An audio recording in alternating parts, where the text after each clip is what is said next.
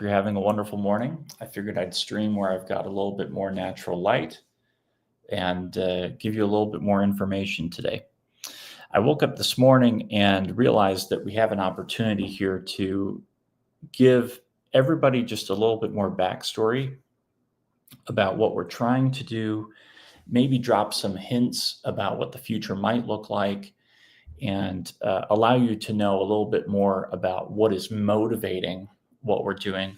And so I wanted to tell you a little bit more about maybe what's behind the curtain and give you a little bit more of my backstory.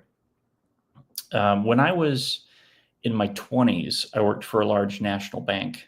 And at one point, I had been promoted out to the Vail Valley in Colorado, and I was working as a commercial lender. And for the first couple of years of my job there, I had a pretty sweet gig. I could get up and show up to the office. There wasn't a lot of activity in these back offices where I worked, so I was largely left alone.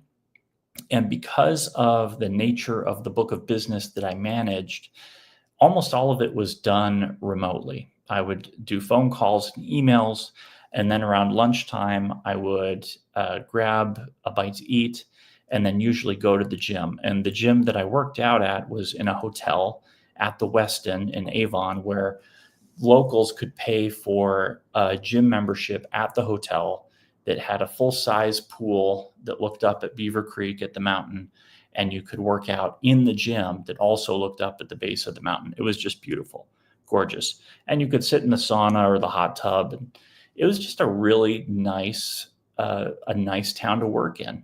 Great restaurants, great community, and it was about 25 minutes away from where I lived. As the economy shifted and as the bank changed the way they managed lending, that role got worse. It got worse politically. They increased the workload. They increased the amount of pressure they were putting on people. And slowly, older lenders, not older in age, but people who had been in job longer, they started to get pushed out of that job. I had been working with a contractor in another state who was a close friend of mine, and I was putting up my capital and my credit, and he was flipping property out where he was. And at the time, I had somewhere between $50,000 and $75,000 wrapped up with this buddy of mine. And he was pretty rough around the edges. And the reason why I liked him was because I was super clean cut. I didn't have any facial hair at the time, and that was just who I was, just super clean cut. I'd grown up pretty conservative.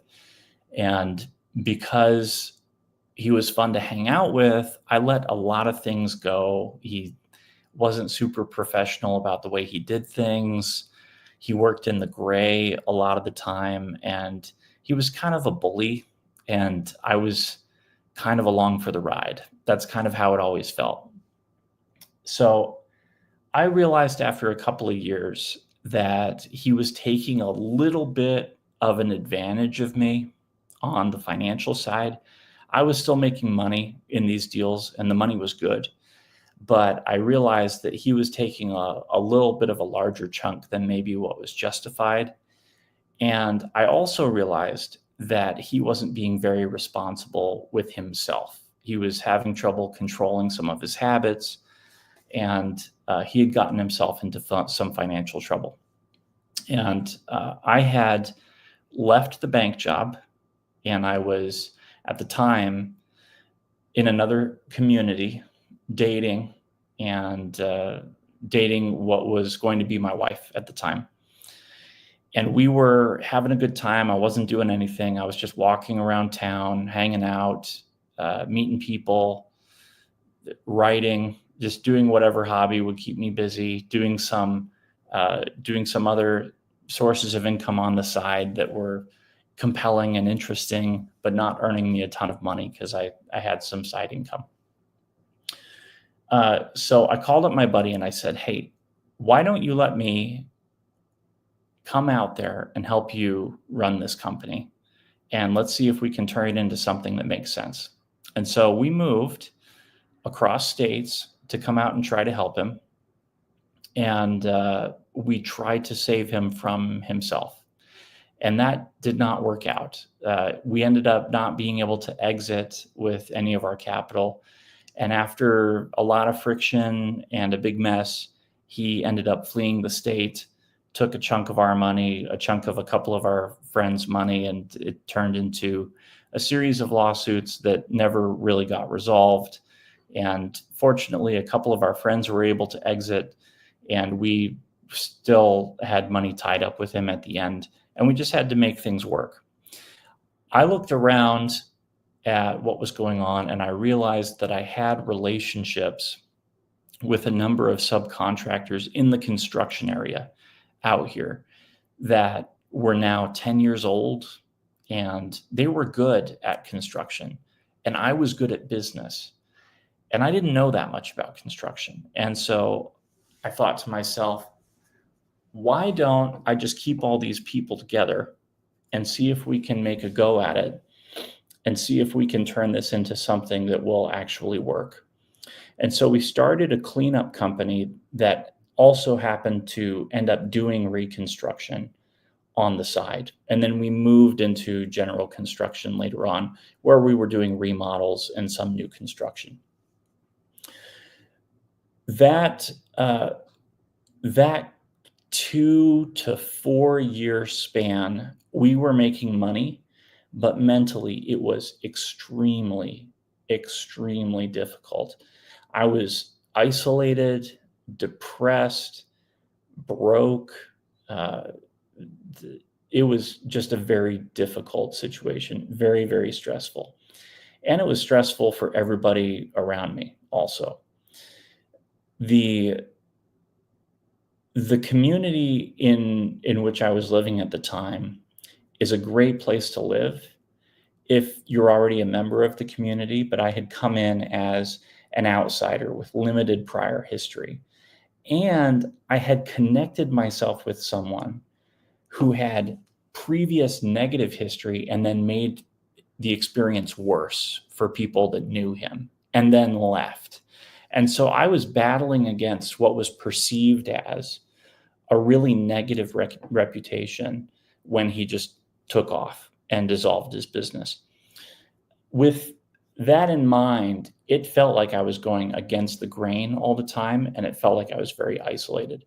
So I got pretty angry for a while, and I felt like I was in a pretty dark place as far as business goes. And it was difficult for me to feel like I was really integrated into the community. Another thing about this particular community is that if you know anything about Northern Utah, there's a dominant religion out here, and it's a great religion. I spent about 15 years of my life growing up in it, the LDS religion. And I served an LDS mission. They're a great group of people. I chose to walk away from religion when I was in my mid-20s. And so because I created that separation by my own decision, a lot of people perceive that choice as overtly hostile sometimes, or they don't understand why that choice was made, and so they view it as threatening, and so they naturally create separation just so they don't have to deal with the conversation that results from someone choosing to not associate with a particular religion. So that creates additional isolation. Well, I basically was fighting on my own for 3, 4, 5 years. And by the time I was in my mid-30s, I looked like a different person. I looked completely different. I was not in a great place mentally. And there was one particular guy. There were a few. There were probably a group of 3 to 5 men and women who, after I started showing up to a couple of local community business owner meetings, they spotted me and they realized that I was probably a good person and I was trying to do a good job, but I was just really pissed off. And there were a couple of guys in particular that just came out and grabbed a hold of me and pulled me in and just tried to they just tried to take care of me. It wasn't just that they provided me a sense of community, but they also realized that I needed resources like connection, uh, capital. One gentleman in particular, I'm not going to mention his name because he'd be embarrassed, but he was running a much larger business, and I think he realized I was very competent, especially in real estate. And him and his wife, after they had gotten to know me for a couple of years, they came back to me and said, "Hey, we have this allocation of capital we don't know what to do with. Can you find a way to use it?" And that conversation is the conversation that turned into eventually a couple of apartment buildings, and not easily. I mean, it took, a year of planning and a couple of messes and discussions with city and a tenant issue. It was a battle to get this thing done. But because that couple went through the process with me, we turned what at first was, I think the initial capital commitment was $120,000 on a handshake. That turned into a build that cost $5 million. And it changed, it will change the lives initially of, a dozen families that were in the deal. And from there, that's leapfrogging into what we're doing now. That story is an example of a larger player who is well capitalized. Not that it's always about money, but that's what we're talking about in crypto, right?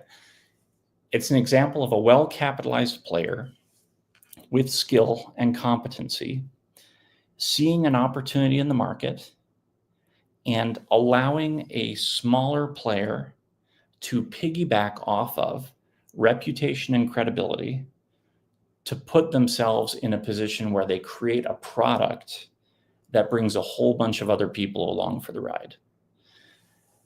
That situation is a win-win. And when we see those opportunities in the business community in the real world, it's really easy because we're talking to people face to face and we realize that that's what's going on because we can see how the pieces all fit together in the real world. You can shake everybody's hands and you can look people in the eye, and then you have contracts to back everything up. In the crypto world, we can do the same thing. It just works a bit differently because everybody's a serial number.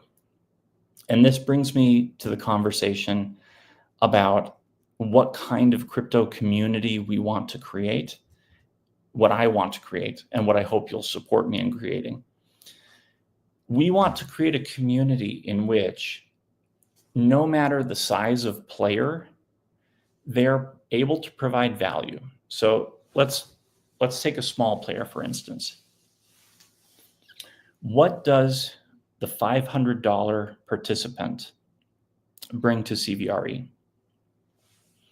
The $500 participant brings ability to repost and add a voice and create noise. Talk about it. Share it with people. Let people know that we're here.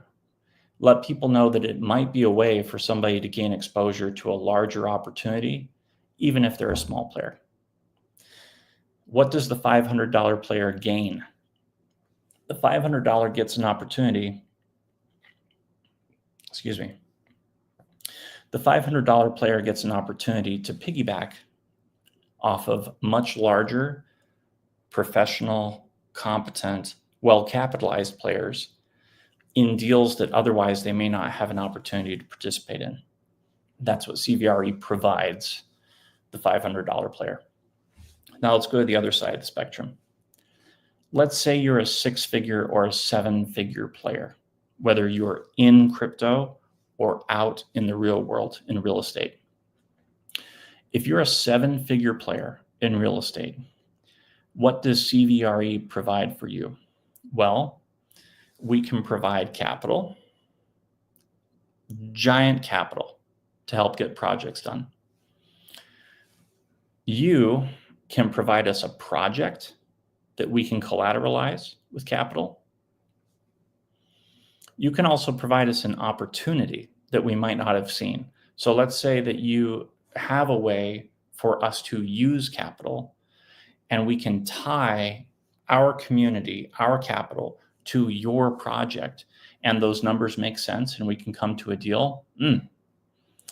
We may not have seen that project otherwise unless you had brought it to us, especially if it's a project you already own and it was something that we were going to have to go through.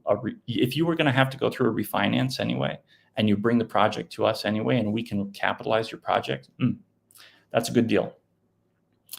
Think about, okay, here's a cool thought.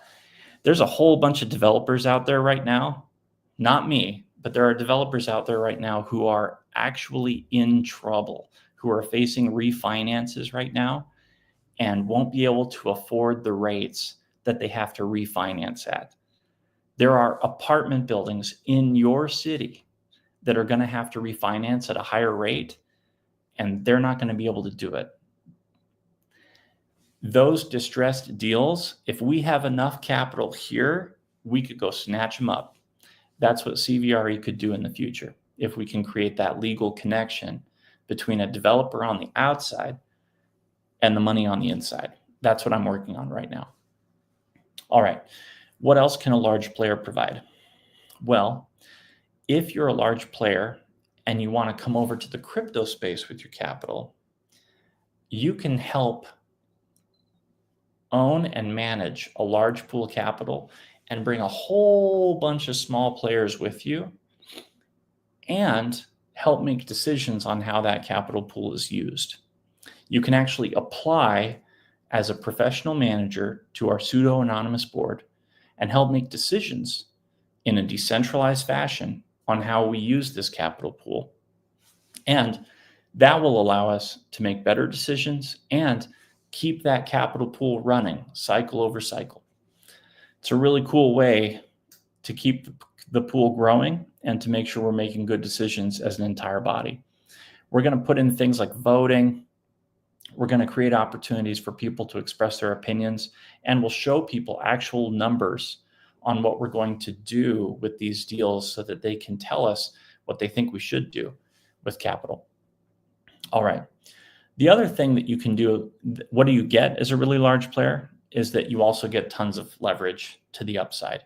So the other thing here is that you're not just throwing capital in crypto. You're not just throwing it into a pool and getting the growth from other players entering a crypto. You're also getting all the growth from the entire crypto industry because of the way our liquidity is tied to larger assets like Pulse Chain, Ethereum, and Bitcoin. So as those capital pools rise, our capital rises as well in a leveraged position. And if we do this correctly, cycle over cycle, the volatility becomes a feature, not a bug. And we're able to actually dollar cost average out in an appropriate way and swing trade the crypto asset against real estate and asset protect on both sides. That allows us to really create a lot of leverage and do something really special. So we've talked about what the small player gets. We've talked about what the large player gets. Now let's talk about what each of those people gets in the cycle and where we're at. At the bottom, it makes sense for everybody to enter. But we also want to make it a good deal for people to enter at the top.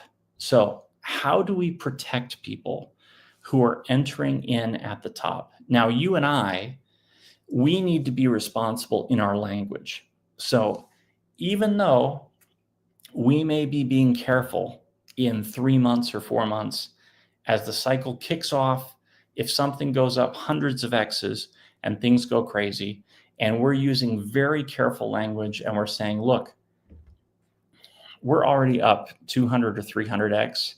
I think you should be really careful about entering the market right now. We don't know how much longer it's going to run. I don't know if it's going to go another 2 or 3X. I don't know how much more upside there is. How do you protect people from themselves who aren't listening, who are reacting just on emotion and entering the market? Because it happens every single cycle. Someone tells someone who tells somebody, and they just enter a trade with $10,000 right at the top. And then 2 days later, the market falls apart and we're in a bear market. We have to talk about holding. We have to talk about holding through a bear market. We have to provide ways for people to stake their tokens. There's a variety of ways to do this already on Pulse Chain. We're currently looking at ways of implementing it directly on CVRE as a way to provide people a way to give themselves diamond hands so that they don't have a way to click the sell button and hurt themselves if they've entered in at the top. Now, if we can, part of the way we do that is we have to channel people to the communication channels. Those communication channels are X and the YouTube channel. So when you talk to people about the token, you need to send them to the X channel so that they can get communication about what's going on in real time.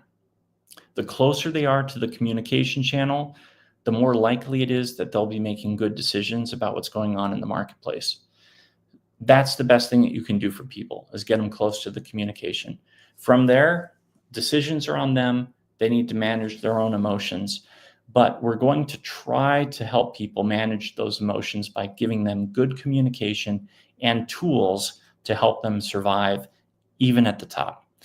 Even if they make a bad decision and by the very, very, very, very top of the market, we're going to try and save them from themselves. All right.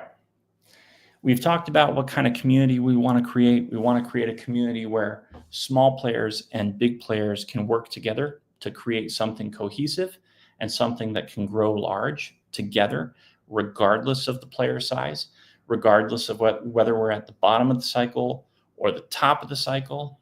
Now, let me give you a couple of hints. This is really important. I need you to listen very carefully to what I'm saying. Let's say that a real estate developer already owned a portion of a subdivision. And because we don't want something to be classified as a security, we can't make a promise of gains. But let's say it would be possible for that developer to gift a portion of ownership of that subdivision to an entity, and that same entity happened to own a cryptocurrency. If that portion of the subdivision was worth a chunk of money, whatever it happened to be, let's say it was significant. Let's say it was significant enough to account for the valuation of the cryptocurrency that its entity is tied to. It would potentially create a revaluation in the mind of the individuals who were looking at that cryptocurrency as an asset. Not only would that happen in the real world, but it might also happen if that ownership was proven to a virtual city of 200,000 people on a blockchain where that cryptocurrency was built. That developer might also have other partners in that subdivision deal who were also willing to gift portions of that subdivision to that entity that owned the cryptocurrency. And if that were the case, that value of collateral could be quite significant. And then from there, people could theoretically create in their mind that there could be a potential tied value between the cryptocurrency and the actual real estate on the outside. Although really all it is it's an entity in the real world that is owning a piece of real estate, and people are creating that connection mentally. It's not actually a true connection to the crypto itself. What happens then is the real estate developer can create an established pattern of behavior by taking, hypothetically, rents from the real world, especially during a bear market, You could take rents from the real world, hypothetically, and buy the cryptocurrency during the bear market at the bottom when prices collapsed and remove tokens from the market. What this could demonstrate is a reduction of supply. This could also support and subsidize price of the cryptocurrency at the bottom. So even players that were buying at the top of the cycle who feel like they were hurt because they saw a significant decrease in value as the market fell apart, they would have an opportunity to accumulate the token as the market fell apart during the 6 months following the peak. And then they could potentially see rents start to come in to buy those tokens later on.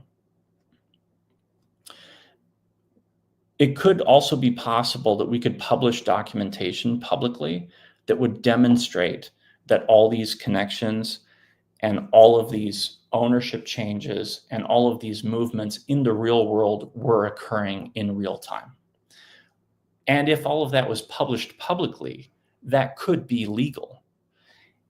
And because it was all done in public, and because it was all legal, we would be ahead of any regulation that would be passed in September or after September from the federal government, regardless of how it affected RWAs.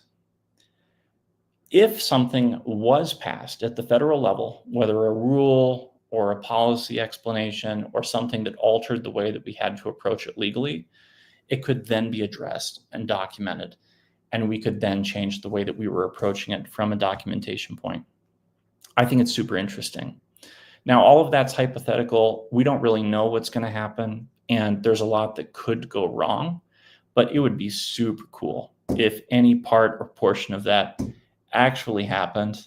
And I think it's a good direction. I think it's a super cool direction, because if you could create a tie between the real world and the actual token community, and people could tie it in their minds, and then you could establish a pattern of behavior that was repeatable, that and it was observable. If it was public and observable, and people were interpreting it as a pattern, whether or not it's not promised in the future, but if it's a pattern that people are observing, it could potentially continue as a pattern. And that's where it gets really special as far as what it could be doing in the future. Cycle over cycle, the goal here is to increase the number of participants, increase the amount of trust in the overall size of the pool itself, the number of people participating in the idea. And the only way to do that is to establish patterns of behavior and to establish any legal connections possible between the outside world and the inside world. Right now, we don't have a way to do that. But as we do have a way to do that, you're going to see that from me. Every single thing that is possible, you're going to see that from me. Step by step, publicly released on the X channel, every single document. Okay, if you have questions about that, you can hit me up directly. One last favor. If you are not in the top 20 wallets, you should aspire to try to get into the top 20 wallets. I encourage you to work your butt off to try and get into the top 20, 25 wallets. That's a good goal for everybody involved. Tell people about what we're doing. I'm embarrassed that we only have 100 participants. Like, I've got an audience of, I don't know, like 2,000 people on Facebook. I bumped into a guy at the bar yesterday who's known me for, I don't know, 3 or 4 years. And then someone else that knows me was walking in as I was walking out, and he texts me as I'm walking out. He's like, "Hey, I saw your speech. Good job. I just caught like the first 4 to 6 minutes." I'm like, the speech was only 13 minutes long. You can't watch a 13-minute speech? What's wrong with you?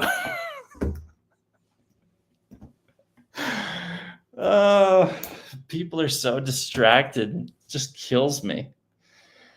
I don't know. Maybe I'm just yelling into a black hole. I think I am sometimes. Anyway, tell anybody that you think it's a good idea. And yeah, let's spread the word. Let's get it out. Maybe we're doing this all wrong. Maybe it's all going to zero. It could. I could be up in the night. Maybe I'm getting arrested, but probably not. Probably not. So let's get busy. Buy some more if you want, or don't. But I think it's a good idea. Oh, please use a hardware wallet. I'm serious. Go get a hardware wallet. I'm not kidding. Go get a hardware wallet. I'll talk to you later.